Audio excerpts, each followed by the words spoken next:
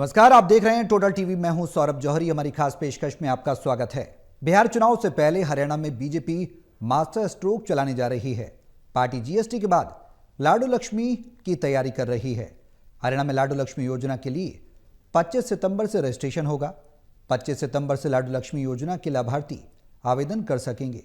लाडू लक्ष्मी योजना को लागू कर बीजेपी बड़ा सियासी मैसेज देना चाहती है, जिसमें पार्टी का जोर इस बात पर है कि देश की अन्य पार्टियां महिलाओं को लेकर वो नहीं कर पाई जो बीजेपी कर रही है। दरअसल इसके जरिए पार्टी ये भी बताना चाहती है कि बीजेपी की कथनी और करनी में कोई अंतर नहीं है। लाडू लक्ष्मी योजना से क्या बीजेपी जनता का भरोसा जीत पाएगी? क्या इस योजना के लागू होने से बिहार चुनाव पर असर होगा, और अगर होगा तो कितना? ये सवाल है।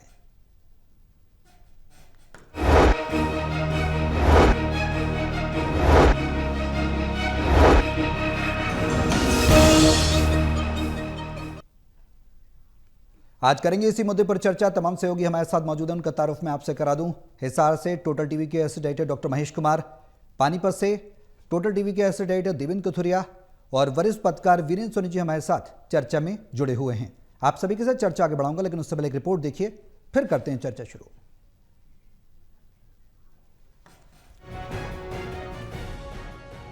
22 सितंबर को लागू संशोधित जीएसटी दरों से बाजार में उत्साह का माहौल है और नवरात्र में खरीदारी जमकर होने की उम्मीद दिख रही है। सबसे ज्यादा उत्साह ऑटोमोबाइल मार्केट में दिख रहा है। यहां सामान्य कारों पर जीएसटी 12% से घटकर 5% होने से अकेले पानीपत में ही 735 कारें बुक हुई हैं। अब प्रदेश में 25 सितंबर से लाडू लक्ष्मी योजना को बड़ी तैयारी के साथ लागू करने की योजना है। प्रदेश सरकार चाहती है कि कहीं कोई कमी ना रह जाए, इसलिए भी कि हरियाणा की लाडो को पूरी लक्ष्मी मिलने का संदेश देश भर में जाना चाहिए। इसे जीएसटी के बाद बीजेपी का बड़ा सियासी स्ट्रोक माना जा रहा है। हमारा हरियाणा बहुत छोटा प्रदेश है। छोटे प्रदेश के अंदर 4000 करोड़ रुपए के लगभग आम जन को जीएसटी से लाभ हुआ है। ये उसको कहीं ना कहीं इसका लाभ मिलेगा। इतनी बड़ी राहत देने का काम ये आदरणीय नरेंद्र मोदी जी की ये दूरगामी सोच है, और ये सोच महाराजा अग्रसेन जी ने जो मार्ग दिखाया है, उस मार्ग को आगे बढ़ाने का काम आदरणीय नरेंद्र मोदी जी निरंतर कर रहे हैं। गौरतलब है कि प्रदेश में तीसरी बार सरकार बनाने से पहले बीजेपी ने विधानसभा चुनाव में अपने संकल्प पत्र में 18 से 60 साल की हर महिला को 2100 रुपए महीना आर्थिक सहायता देने का वचन दिया था। सरकार बनने के बाद जब हिसाब लगाया तो बड़ी मुश्किल थी, सो इस योजना में कुछ शर्तें जोड़ दी गई। अब 23 साल से 60 साल की हर महिला को, वो भी उस परिवार से जिसकी सालाना आमदन 1 लाख रुपए तक हो, उन्हें ही दी जाएगी। तब भी कुल मिलाकर ये आंकड़ा 19 से 20 लाख बनता है, यानी हर महीने लाडो को 2100 रुपए मिलने लगेंगे। इसके लिए 25 सितंबर को पंडित दीनदयाल उपाध्याय की जयंती पर आवेदन पोर्टल पर शुरू हो जाएंगे। 25 तारीख को उसको लॉन्च करेंगे।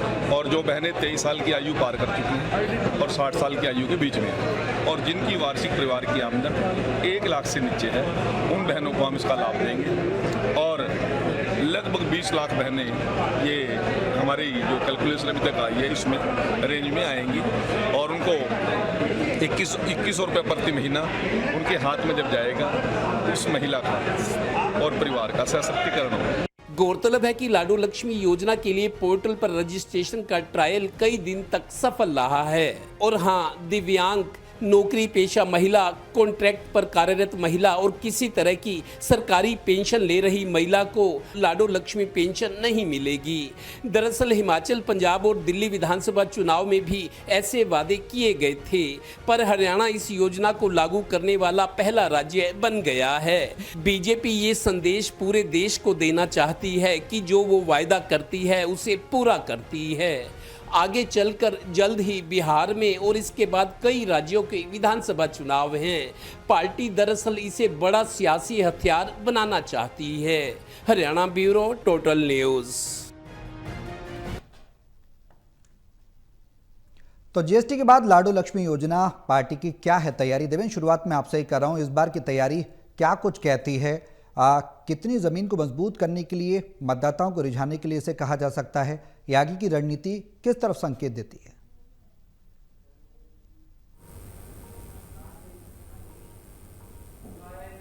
देवेंद्र, आवाज मिल रही है? महेश, मेरा सवाल यही आपसे है कि आगे की तैयारी अब क्या कुछ कहती है? जो लगातार तैयारियां हो रही हैं, क्या इफेक्ट इसका बिहार चुनाव में पड़ेगा? क्या ये मैसेज देने की कोशिश की जा रही है कि बीजेपी महिलाओं को लेकर सबसे ज़्यादा सोचती है और महिलाओं के लिए जो योजनाएं लागू की जा रही हैं इससे एक बड़ा तबका महिलाओं का पार्टी के पक्ष में आएगा? कितना इफेक्ट देखते हैं? देखिए, साफ तौर से अगर इस तरह की किसी भी योजना को लागू किया जाता है और खासकर गरीब तबके की महिलाओं को अगर इस तरीके का फायदा दिया जाए तो यकीनन फिर आधी आबादी का जो आकर्षण है उस राजनीतिक दल विशेष को लेकर बनता है। यहाँ भागीदारी की बात की जाए तो भारतीय जनता पार्टी ने महिलाओं को संगठन में ज़्यादा भागीदारी देने की बात कही, सरकार में ज़्यादा भागीदारी सुनिश्चित करने की भविष्य में बात की। ये कहा कि 2029 के चुनाव में महिलाओं को ज़्यादा आरक्षण जो है लोकसभा विधानसभा की सीटों में मिलने जा रहा है, उसकी बात की। इसके अलावा अगर हरियाणा के संदर्भ में ही समझने की कोशिश की जाए तो यहाँ पर उज्ज्वला योजना की शुरुआत की गई थी जिसमें फ्री गैस सिलेंडर्स का जिक्र किया गया था। आपको याद होगा कि हरियाणा में 1100-1200 रुपए तक घरेलू गैस सिलेंडर की कीमत पहुंच चुकी थी। उस वक्त चुनावी मुद्दा बनाया गया कि 500 रुपए में गैस सिलेंडर दिया जाएगा। ये अलग बात है कि बाद में स्टार लगा दिए जाते हैं, यानी वो कंडीशंस लगा दी जाती हैं जिसमें इसका फायदा सबको नहीं मिल पाता। चुनाव से पहले जिस तरीके से इन घोषणाओं को परिभाषित किया जाता है उसमें लगता है कि भारतीय जनता पार्टी के कई मंत्री इस तरह की घोषणाएं कर रहे थे, मीडिया में बयान दे रहे थे कि इसमें कोई टर्म्स एंड कंडीशन नहीं होगी। लेकिन अब 1 लाख रुपए सालाना आमदनी की जो टर्म एंड कंडीशन है वो इसमें लागू कर दी गई है और इसे सीमित कर दिया गया है 20 लाख महिलाओं तक। लेकिन अगर यह आंकड़ा भी हरियाणा प्रदेश में महिलाओं को 2100 रुपये महीना देने के लिए इस्तेमाल किया जाता तो एक बहुत भारी धनराशि, एक बहुत बड़ा बजट जो है हरियाणा प्रदेश को हर महीने इसकी व्यवस्था करनी होगी। तो जहां तक आकर्षण की बात है, हाँ यकीनन इसका आकर्षण बढ़ेगा। और उसके साथ साथ ये भी कि भारतीय जनता पार्टी तमाम दूसरे राज्यों को देश भर में अलग अलग प्रदेशों तक, देश के कोने कोने तक इस आवाज़ को पहुंचाने की कोशिश करेगी कि भारतीय जनता पार्टी के मुद्दे चुनावी मुद्दे नहीं होते, वो चुनावी गारंटी होती है, संकल्प पत्र होता है। और ये शब्द भी जो नए शब्द लाए गए थे वो आम आदमी पार्टी और भारतीय जनता पार्टी के लोग ही लेकर आए थे।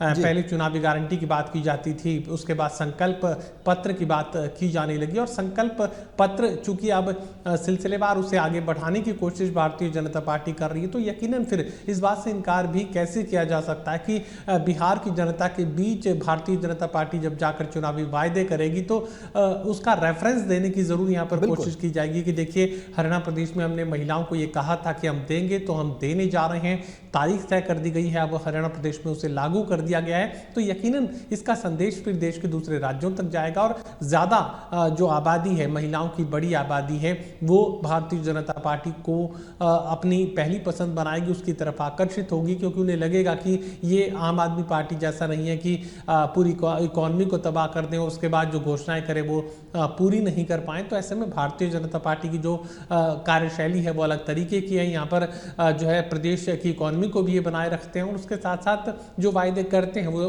पूरे भी किए जाते हैं। तो यकीनन जो शब्द आप इस्तेमाल कर रहे थे कि क्या बिहार चुनाव में फायदा होगा, यकीनन ना सिर्फ बिहार चुनाव में फायदा होगा, भविष्य की राजनीति में तमाम दूसरे राज्यों में भारतीय जनता पार्टी इसका एडवांटेज लेने की कोशिश करेगी। देवेंद्र, आवाज मिल रही है? जी मिल रही है। बिल्कुल। इस जो इनिशिएटिव है पार्टी का, इसको किस तरह से देखा जाए? कितना बड़ा सियासी मैसेज पार्टी देने की कोशिश कर रही है? और अगर ज़मीनी मजबूती की बात की जाए तो बिहार चुनाव के साथ साथ और राज्यों में भी आने वाले समय में जो चुनाव होने हैं, जो तैयारियां हैं, उस पर कितनी मजबूती पार्टी को मिलती नजर आएगी? जीएसटी के बाद लाडू लक्ष्मी योजना, क्या कुछ रणनीति पार्टी की क्या कहती है? देखिए सौरभ, मेरे को लगता है सियासी दृष्टि से देखे तो एक माइलस्टोन, मील का पत्थर जिसको कहते हो, माइलस्टोन साबित हो सकता है ये कदम। हालांकि प्रधानमंत्री जी ने लाल किले से जीएसटी को सिंपलीफाई करने की बात की थी, सुधारों की बात की थी, वो आज से लागू है 22 तारीख से। और 2-3 दिन से ऐसा माहौल बना है, कार कंपनियां विज्ञापन दे रही हैं कि प्रधानमंत्री जी के सराहनीय फैसले के बाद हमने अपने रेट कम कर दिए हैं। लगातार 2-3 दिन से इस तरह का माहौल बना हुआ है और जिसे प्रधानमंत्री ने उत्सव का नाम दिया है जी। तो आप देखिए हरियाणा के 3 पड़ोसी राज्य दिल्ली, दिल्ली में भी महिलाओं के लिए वायदा किया गया था, हालांकि उस पर काम चल रहा है अभी, वहां भी अभी बजट की व्यवस्था की गई है, लेकिन लागू नहीं हुआ दिल्ली में। जी। हिमाचल में 1500 रुपए, मेरे को ध्यान है 1500 रुपए कांग्रेस ने अपने संकल्प पत्र में, घोषणा पत्र में कहा था हर महिला को 1500, वहां लागू नहीं हुई।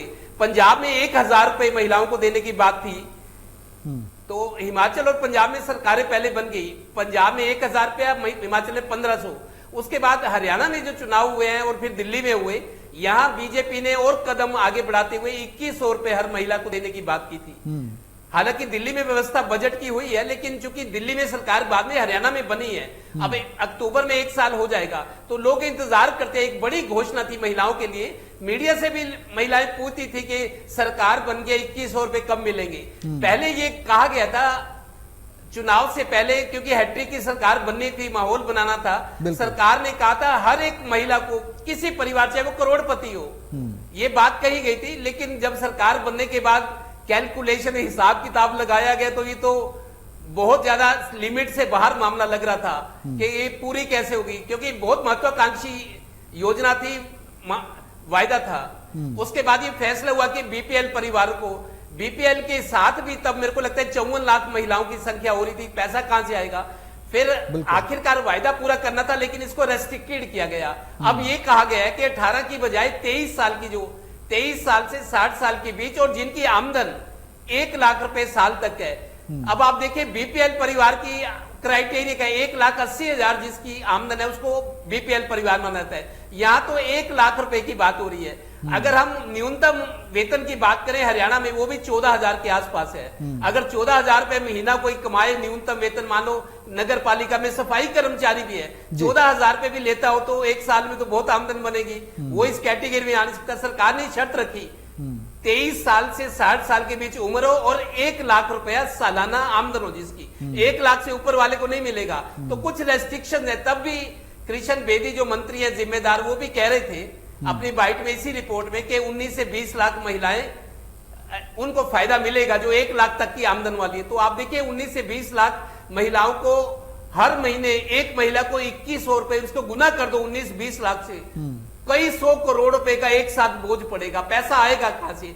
अभी नायब सरकार ने बजट में 5000 करोड़ का प्रावधान किया था कि अभी तो शुरू करें इसको, बाकी पैसे का इंतजाम बाद में होता रहेगा। लेकिन ये मासिक आर्थिक सहायता है, वृद्धावस्था पेंशन, ओल्ड एज, हैंडीकैप जैसे उनको दिव्यांगों को पेंशन दी जाती है, ये हर महीने देनी होगी, नागा नहीं हो सकता। एक बार शुरू हो गई तो आपको देनी है, ये आपकी लायबिलिटी है। तो फिलहाल योजना 25 सितंबर से आवेदन मांगे जा रहे हैं। पंडित दीनदयाल उपाध्याय की जयंती है, 25 तारीख को पोर्टल काम कर दिया, शुरू कर देगा। अप्लाई करें, जो क्राइटेरिया पूरा करते हैं। तो मेरे को लगता है इसकी 10-15 दिन डेट रहेगी। जो अप्लाई, जो अपने आपको पात्र मानते हैं, उसके बाद अगले महीने से मेरे को लगता है मिलनी शुरू हो जाएगी, ठीक है, दिवाली के आसपास। ठीक है वीरेंद्र जी, जो ये फैसले हैं इनका कितना व्यापक असर देखने को मिलेगा, पार्टी को इसका कितना फायदा होगा, और क्या इस योजना से बीजेपी जनता का भरोसा जीत पाएगी, और ज्यादा मजबूत हो पाएगी? मजबूत तो है, और ज्यादा मजबूत हो पाएगी, और बिहार में इसका कितना इम्पैक्ट देखते हैं? तमाम सवाल अब गहराने लगे। देखिए, भारतीय जनता पार्टी लाडो लक्ष्मी योजना जी से जो 21 रुपए प्रति माह मिलेंगे, इस योजना को दूसरे राज्यों में भी भुनाएगी। तो पार्टी को तो लाभ मिलेगा निश्चित रूप से। जिन परिवारों को ये पैसा मिलेगा तो वो पार्टी का गुणगान करेंगे, और भारतीय जनता पार्टी उसे अपने वोट बैंक में परिवर्तित करेगी, क्योंकि जो सरकार की योजनाओं से लाभान्वित होते हैं, जो लाभार्थी होते हैं, उससे पार्टी संपर्क करती है। लेकिन इसका दूसरा प्रभाव भी जाएगा, जो टैक्स पेयर्स हैं, ये पैसा तो उनका है, टैक्स पेयर्स का ही पैसा इनको दिया जा रहा है, तो उनमें एक उल्टी प्रतिक्रिया भी हो सकती है। भाई, महिलाओं को आत्मनिर्भर बनाने की बजाय आप उनको पैसा दे रहे हैं, इस पैसे का क्या उपयोग हो पाएगा? ये कि कई सरकार ने शर्तें भी जोड़ दी है, अगर आप निश्चित अवधि के बाद ये पैसा नहीं निकाल पाते, यानी कि 2 महीने की अवधि में, तो आपका खाता बंद हो जाएगा। तो कई तरह की सरकार ने शर्तें भी जोड़ी है। तो इसलिए, ताकि मकसद तो यही है कि जो पात्र लोग हैं वो इस पैसे का उपयोग करें, अपनी बचत के रूप में नहीं, उनको जो पैसा है वो खर्च करें। तो ये एक सरकार की योजना है, ताकि जो उनकी जरूरतें हैं वो पूरी हो सके। तो भारतीय जनता पार्टी ने अपना चुनाव वायदा किया था। जब वायदा किया था तब उसमें तो हर महिला के लिए कहा गया था, तब तो ये कोई आर्थिक आधार की कोई सीमा जोड़ी नहीं गई थी। और अब जो देखिए, जब उसके बाद जब योजना को लागू किया जा रहा है तो इस तरह की कई कठिनाई आती है। हमें उदाहरण है कि हिमाचल में क्या सरकार की आर्थिक स्थिति है। भाई हरियाणा सरकार ने बजट में 5,000 करोड़ का प्रावधान किया है जी। तो आगे चलकर इसका सरकार पर इतना कितना आर्थिक बोझ पड़ेगा और कितना पहले ही जो ऋण में सरकार डूबी हुई है और इस तरह की अगर मुफ्त की योजनाएं घोषणाएं की जाती रहेंगी तो इसके क्या दुष्परिणाम होंगे। तो ये बजट पर प्रभाव पड़ेगा और जो पैसा है कहां से वसूला जाएगा, वो तो टैक्स पेयर से ही लिया जाना है। बिल्कुल। तो इस तरह की अगर मुफ्त की लुभाने वाली इस तरह की घोषणाएं जो की जाएंगी, जो लोकप्रिय लुभावनी घोषणाएं होंगी, उसका क्या राज्य के बजट पर, राज्य के विकास पर क्या प्रभाव पड़ेगा, ये एक अलग पक्ष है। लेकिन सरकार ने क्योंकि बजट के अंदर ये घोषणा की थी, चुनावी वायदा था, तो इसलिए उसको लागू किया गया और सरकार ने ये भी बताया था कि जब हम घोषणा करेंगे साथ में ये भी बताएंगे कि उसका प्रावधान कहां से किया जाएगा जी। तो कुल मिला के देखा जाए तो भारतीय जनता पार्टी को राजनीतिक रूप से तो इसका लाभ होगा, लेकिन हमें ये नहीं भूलना चाहिए कि इस तरह की मुफ्त और लुभावनी योजनाएं घोषणाएं की जाती रही तो अगर चलकर दीर्घकालीन इसके परिणाम हो सकते हैं, उसके लिए भी तैयार रहना चाहिए। हिमाचल और पंजाब की जो आज आर्थिक स्थिति है उसे नहीं भूलना चाहिए। आप इसमें एक सवाल है वीरेंद्र जी, वो ये है कि जो तैयारी पार्टी कर रही है उस तैयारी को क्या ये योजनाएं बल देंगी, और जो सवाल वो उठाती रही अन्य सियासी दलों पर भी कि कहीं मुफ्त की जो योजनाएं हैं, मुफ्त की जो रेवड़ियां हैं वो बांटी जा रही हैं, क्या ये उस पहलू में, उस कैटेगरी में नहीं आ रहा है? और अगर विपक्ष इसमें जो एक आर्थिक आधार के प्रतिबंध भी लगाए गए हैं कि 1 लाख से सालाना ना हो, जैसे देवेंद्र ने भी बताया, तो इसमें क्या कुछ मुश्किलात आने वाले समय में पार्टी को फेस करने पड़ेंगे प्रदेश स्तर पर, केंद्र स्तर पर? वीरेंद्र जी देखिए, जो विपक्ष प्रश्न उठा रहा है, विपक्ष के तर्क उचित हैं, विपक्ष अपने ढंग से इस बात को उठा रहा है। और देखिए, अब सरकार ने, देखिए हर सरकार करती है, अगर कांग्रेस सत्ता में होती तो कांग्रेस भी इस तरह की लोक लुभावन घोषणाएं करती रही है। भाई मुफ्त बिजली का नारा हो, किस तरह कई आकर्षक घोषणा जिनके परिणाम जो है आगे चलकर गंभीर होते हैं और सरकार की अर्थव्यवस्था पर प्रभाव पड़ता है। जो बजट है काफी घाटे में हो जाता है। अब तो सब जगह घाटे का बजट होता है, नए कर लगाए नहीं जाते क्योंकि कर अब तो जीएसटी के माध्यम से ही पहले सब व्यवस्था हो जाती है। तो अब तो बजट में तो कोई ऐसे टैक्स का प्रावधान होता ही नहीं है जी। तो भारतीय जनता पार्टी हर अवसर को राजनीतिक रूप से भुनाने का एक प्रयोग करती रही है। और अब भी देखिए, चाहे जीएसटी का हो, चाहे अब लाडो लक्ष्मी योजना हो, तो इसको राजनीतिक रूप से लुभाने की घोषणा तो होगी, प्रभाव भी किया जाएगा, इसका भारतीय जनता पार्टी को लाभ भी होगा। जो कमजोर वर्ग है, आर्थिक रूप से जो है लोग कमजोर हैं, उनको इसका लाभ मिलेगा, तो वो इस चीज का लाभ उठाएंगे और सरकार भी उनको अपने वोट बैंक के रूप में परिवर्तित करेगी। तो भारतीय जनता पार्टी हर योजना का अपने ढंग से राजनीतिक लाभ लेती है, हर राजनीतिक दल लेता है बिल्कुल। तो लेकिन इसका दूसरे राज्यों में भी प्रभाव होगा, लेकिन इसके क्या दुष्परिणाम हो सकते हैं, जो आर्थिक विशेषज्ञ हैं उनकी क्या आशंकाएं हैं, तो ये आगे चलकर क्या गंभीर परिणाम होंगे। अगर मुफ्तखोरी की, अगर इस तरह की रेवड़ियां बढ़ती रहेंगी तो जो लोग टैक्स पेयर हैं उन पर एक तरह का बोझ भी पड़ेगा और उनको सरकार के रोष का सामना भी करना पड़ सकता है। तो इस ढंग के आगे चल के काफी परिणाम हमें देखने को मिल सकते हैं। हाँ, आप उनको आत्मनिर्भर बनाइए, रोजगार उपलब्ध कराइए, इस पर किसी को कोई आपत्ति नहीं हो सकती जी। लेकिन मुफ्त की घोषणाएं दी जाएगी, मुफ्त के अगर इस तरह की योजनाएं बनाई जाती रहेंगी तो इसके काफी गंभीर परिणाम भी होंगे। इस बात को भी नहीं भूला जाना चाहिए। बिल्कुल। जो इसमें एक बड़ा सवाल ये भी है देवेंद्र कि लाडो लक्ष्मी योजना अब लागू हुई है, इसका व्यापक स्तर पर असर, इसके प्रॉस एंड कॉन्स के बारे में भी हम लगातार चर्चा कर ही रहे हैं। जो मैनिफेस्टो है उसकी भी बात हम कर रहे हैं। क्या पार्टी ये दिखाने की कोशिश कर रही है कि पूर्ववर्ती सरकार या कांग्रेस की या अन्य जो सियासी दल थे वो सिर्फ वादे करते थे और काम नहीं करते थे?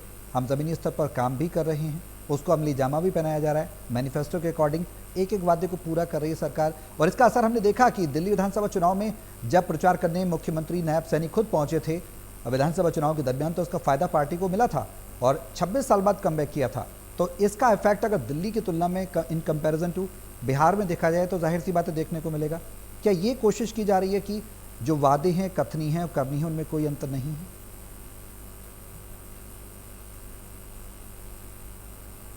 देवेंद्र,